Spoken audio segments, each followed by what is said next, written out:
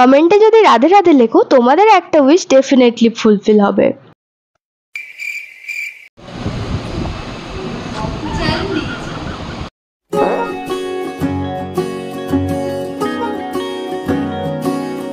সবাই একবার বলো রাধে রাধে।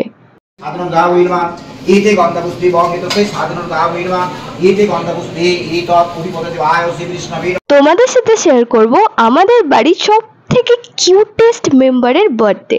আর সেই দিন ভোরবেলা থেকেই শুরু হয়েছিল তার বার্থডে প্রস্তুতি। যেমন ধরো তালের ফুলুরি বানানো, নারকেল নাড়ু।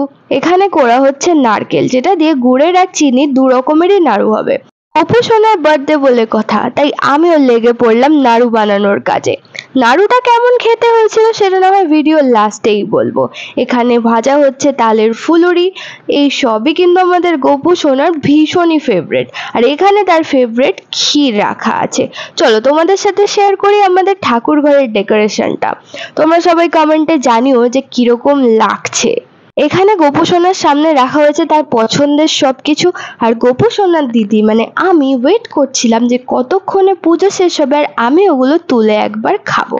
গপু সোনার খাবারেও লোভ দিতে ছাড়ছি না, নরকের টিকিট একদম কনফার্ম। তোমরা কে কে তালের ফুলুরি খেতে ভালোবাসো কমেন্টে কিন্তু অবশ্যই জানিও। এতক্ষণে পুজো শেষ হয়েছে, আমিও একটা নাড়ু তুলে খেয়েছি, উফ শান্তি। দুপুরের মিড ডে মিলে ছিল দেশি ফ্রেঞ্চ ফ্রাই, ডাল আর পোস্ত। একদম স্ট্রং লাঞ্চ যাকে বলে। বাড়ির সবাই আমরা একে একে খাওয়া দাওয়া করে নিলাম। মেয়েটা কত কাজের দেখো, একা হাতেই সমস্ত রান্না করে ফেলছে।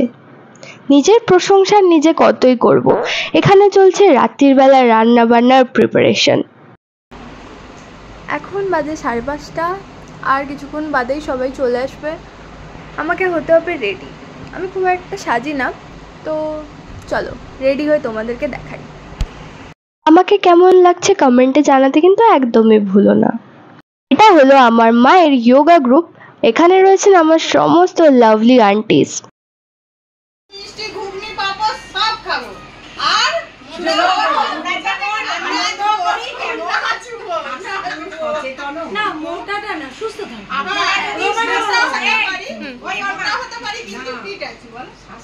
বলো আমি মোটা হতে পারি কিন্তু আমার লাইফটা মোটামুটি নয়, ফাটাফাটি।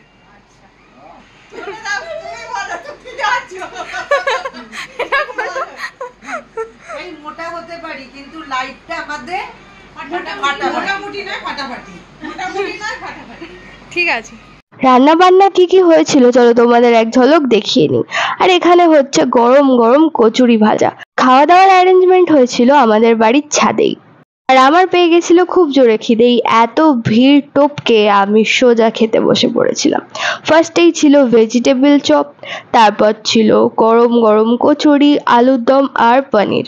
চাটনি পাঁপড়ের ক্লিপ নিতে আমি ভুলে গেছি। তারপর রসগোল্লা খেতে খেতে মনে পড়লো না আমি তো ভিডিও করছিলাম। 3-4টেই রসগোল্লা খেয়েছি কারণ আমি ডায়েট করছি। আর লাস্টে ছিল আইসক্রিম। সেদিন অনেকগুলো আইসক্রিম খেয়ে গলার অবস্থা লিটারালি খারাপ, আর ভয়েস ওভার করতে পারছি না, বাকিটা মা বলবে। যদি আপনাদের ব্লগটা ভালো লাগে লাইক, কমেন্ট আর শেয়ার করে দেবেন। টাটা।